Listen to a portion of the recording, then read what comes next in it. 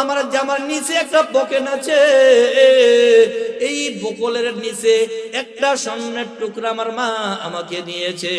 আমি তো ডাকাতের সঙ্গে মিথ্যা কথা বলেছি, আমার কাছে কিছু নাই। না জানি হাসরের ময়দানে, যা জানি হাসরের ময়দানে আমি আল্লাহর কাঠ গড়াই মিথ্যাবাদী হিসাবে দাঁড়ায়া যাই। আমার মা তো আমাকে বলেছে, রে বাবা, জীবন চলে গেল কখনো মিথ্যা কথা বলবো না। আমি তো ডাকাইতের সামনে মিথ্যা কথা বলেছি।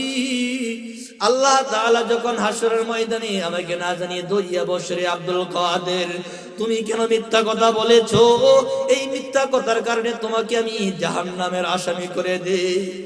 আব্দুল কাদের জিলানী যখন কবরের কথা মনে পড়ে যায়, এ যুবক ভাই, বিরুদ্ধ বাবাজিরা, পর্দার ভিতর মা ও বোনেরা, মনকে বুঝাইয়া দেখো, যখন তার কবরের কথা মনে পড়িয়া যায়, যখন ওই হাসরের কথা মনে পড়ে যায়, ছোট্ট ছেলে আব্দুল কাদের জিলানী 6 বছর বয়স, আবার একটা দৌড় মারলো, দৌড়ে আইসে আবার ডাকাতদের সামনে আবার হাজির হয়ে যায়।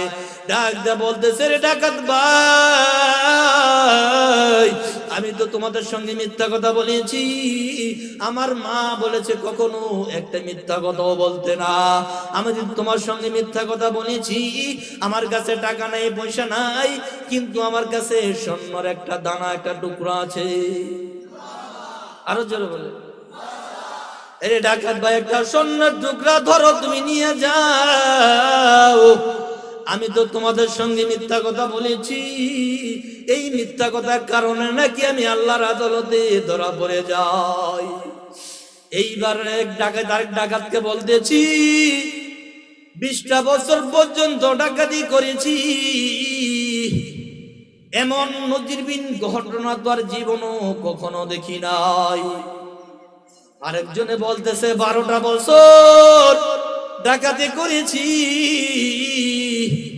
এমন নজিরবিহীন ঘটনা তো কখনো দেখি নাই। এই ছোট্ট একটা যুবক মিথ্যা কথা সে বলা হয়ে যাবে, আল্লাহর আদালতে ধরা পড়ে যাবে। এই মিথ্যার ভয়ে এই ছোট্ট বাচ্চাটা আমাদের কাছে এসে হাজির হয়ে গিয়েছে। আর এক ডাকাত বলে, ওনাকে কে চিনো? চিনো নিচি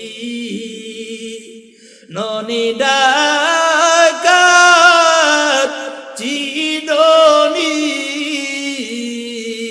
আল্লাহু আকবার। চিনোনি ননি ডাকাত চিনোনি, উনি হযরত আব্দুল কাদের জিলানী। জোরে বলেন, চিনোনি ননি ডাকাত চিনোনি, উনি হযরত আব্দুল কাদের জিলানী। ডাকাতের বলে, আব্দুল কাদের, তুমি 6 বছর বয়সের যুবক, তোমার আদর্শ চরিত্র দেখিয়া আজ থেকে আমরা ডাকাত গুলা তোমার হাতে হাত রেখে কালেমা পড়ে মুসলমান হয়ে গেলাম।